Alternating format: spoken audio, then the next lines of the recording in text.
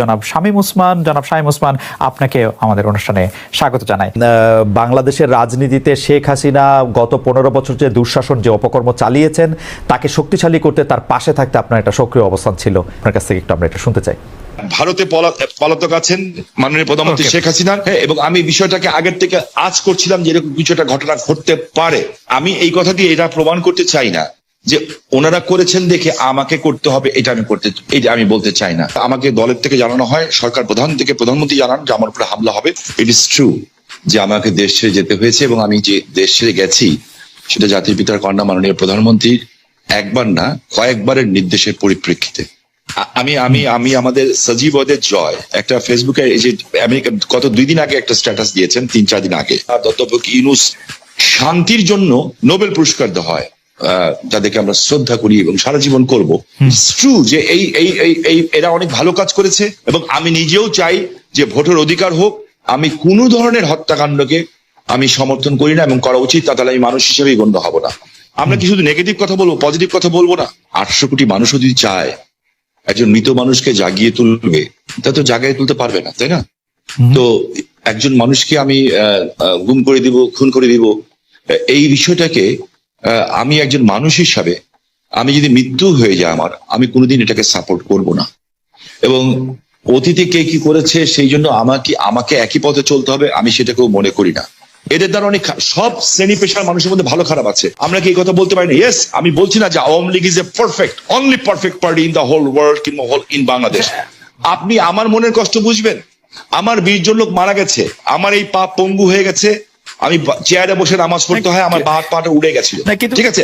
সেইখানে আমার সরকারের ক্ষমতার সময় না যে চার্জশিট দেওয়া হয়েছে, সেই চার্জশিটে আমি যে সাক্ষ্য দিয়েছি, সিআইডির যে অ্যাডিশনাল এসপি, সে আমার সাক্ষী বদলি দিয়েছে। আপনি নিজেও লয়ার ছাত্র, আমিও লয়ার ছাত্র, আমি বলেছি this is not my witness. আমি চাই না যে একটা ছাত্র সারা বছর লেখাপড়া করলো, সেও পরীক্ষায় পাশ করলো, আরেকজন পড়ালেখা করলো না, সেও পাশ করলো, এটা আমি চাই না। দেখেন, আমি মার্কিন যুক্তরাষ্ট্রের মতো একটা রাষ্ট্রকে আন্ডারমাইন করার কোনো কারণ থাকতে পারে না, কারণ পৃথিবীর মধ্যে এটা অবভিয়াসলি একটা শক্তিধর দেশ না, একটা গণতান্ত্রিক রাষ্ট্র বলা যায়। যে আমার কাছে না কিছু মাঝে মাঝে অবাক লাগে যে মানুষের চরিত্রটা দেখতে, পৃথিবীর সব দেশের চরিত্র দেখতে ভালো লাগে। আমার কাছে মাঝে মাঝে আশ্চর্য হই যে আমরা কত রঙের মানুষ, যে আমরা আর কত নেগেটিভ কথা বলবো। আমরা পরে যখন আবার আপনার কাছে আসবো, বিএনপির সাথে বর্তমান আপনার সম্পর্ক এবং সেইটা নিয়ে আমরা কথা বলবো, তার আগে আমরা একটু জনাব আন্দালিব রহমান পার্থের সাথে আমরা একটু কথা বলতে চাই। জনাব আন্দালিব রহমান পার্থ, আপনি একজন রাজনীতিবিদ হলো, আমি আপনাকে খুব রেট করি একজন রাজনৈতিক বিশ্লেষক হিসেবেও, যে মানে যেহেতু আপনি টক শোতে প্রচুর আপনাকে কথা বলতে হয়, অনেক প্রশ্নের জবাব দিতে হয়, এবং অনেক ক্ষেত্রে আপনাকে বিভিন্ন ভবিষ্যতে কথা বলতে হয়, এবং এর অনেকগুলি, আমার স্বীকার করতে দ্বিধা নেই, অনেকগুলি মিলেও যায়। আমি এই জন্য আপনাকে একটু ফরওয়ার্ড লুকিং প্রশ্ন করতে চাই যে গত কয়েক বছর ধরে জনাব তারেক রহমানই আসলে বিএনপির হাল ধরে আছেন। বেগম খালেদা জিয়া চিকিৎসার জন্য লন্ডন গেলেন, শেখ হাসিনা জনরোষে বাংলাদেশ থেকে বিতাড়িত।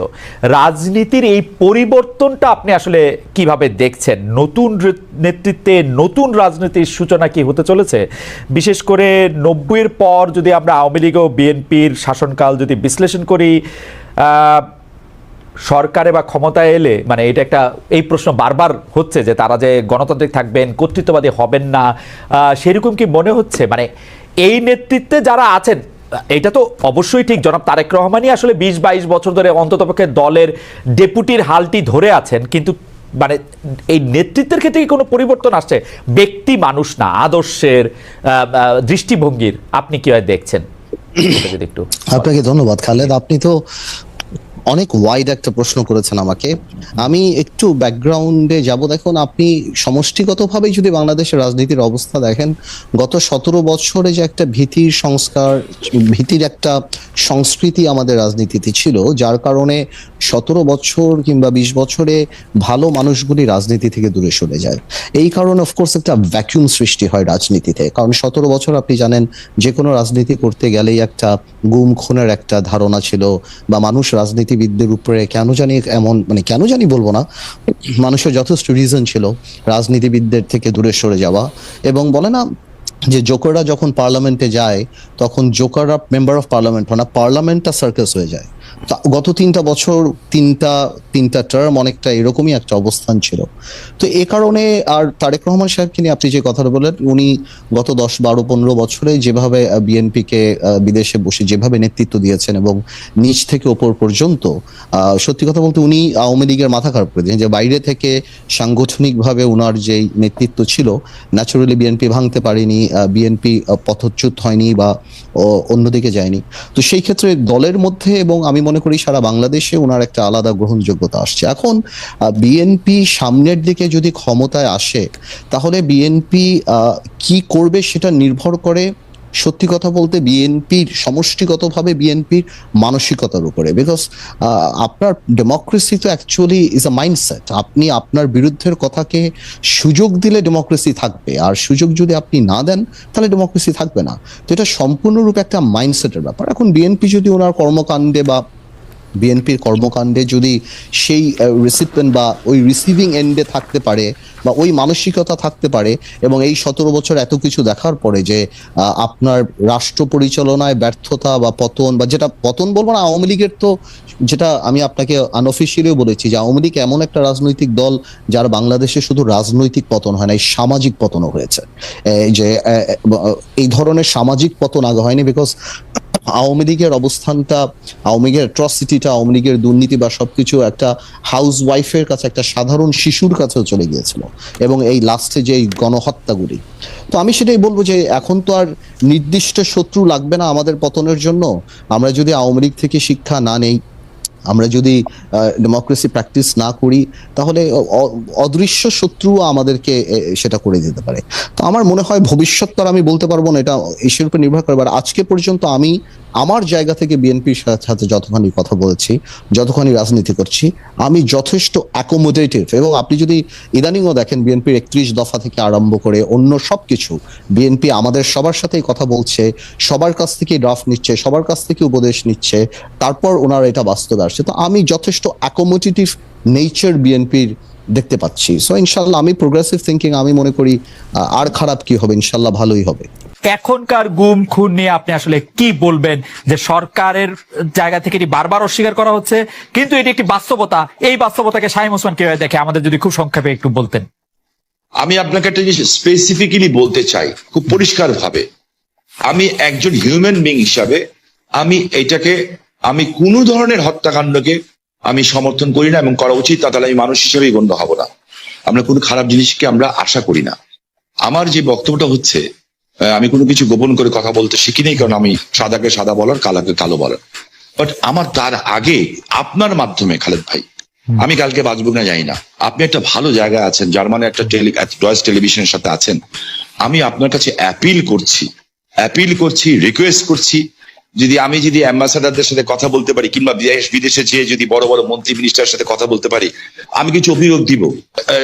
নারায়ণগঞ্জে 7 মার্ডার হলো, আমি কিন্তু উইদিন 45 মিনিটসের মধ্যে, 45 মিনিটের মধ্যে দেশের সর্বোচ্চ জায়গায় আমি এই খবরটা পৌঁছে দিই, কারণ আমার কাছে খবর এসেছিল যে এই ঘটনা র্যাব দ্বারা সংঘটিত হয়েছে, র্যাবের কিছু মানুষ দ্বারা সংঘটিত হয়েছে, এই মেজর আরিফ সহ এরকম যারা আছে।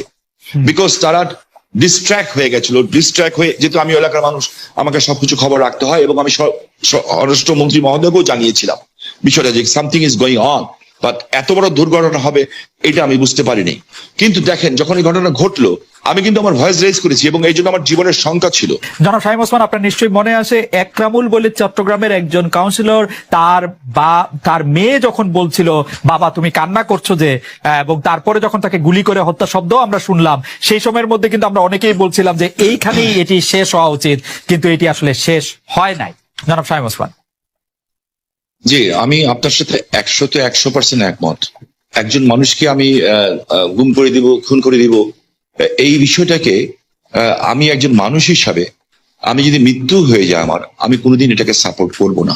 এটার চেয়েও বড় সত্য হচ্ছে, এত বড় বড় উচ্চ পদস্থ ধারীরা এখনো কিন্তু জেলখানায় আছেন। যেমন বিএনপির নেতা সালাউদ্দিন সাহেব, ওনাকে গুম করা হয়েছে, খুন করা হয়েছে বলা হলো, ঠিক আছে। তো বিএনপি নেতা সালাউদ্দিন সাহেবকে তো পাওয়া গেল ভারতে। আমার চোখের সামনে যখন নারায়ণগঞ্জে একটা পরিবার আগুন দিয়ে বাসে পুড়িয়ে মেরে ফেলা হলো, আমার চোখের সামনে নারায়ণগঞ্জের যাত্রাবাড়িতে বাসে শুয়েছিল ড্রাইভার আর কন্ট্রাক্টর, তাকে আগুন দিয়ে পুড়িয়ে মানে হলো, ওস্তাদকে মাথা দিয়ে যে কন্ট্রাক্টর পুড়িয়ে হলো, 85 জন মানুষকে পুড়িয়ে ছাই করে দেওয়া হলো।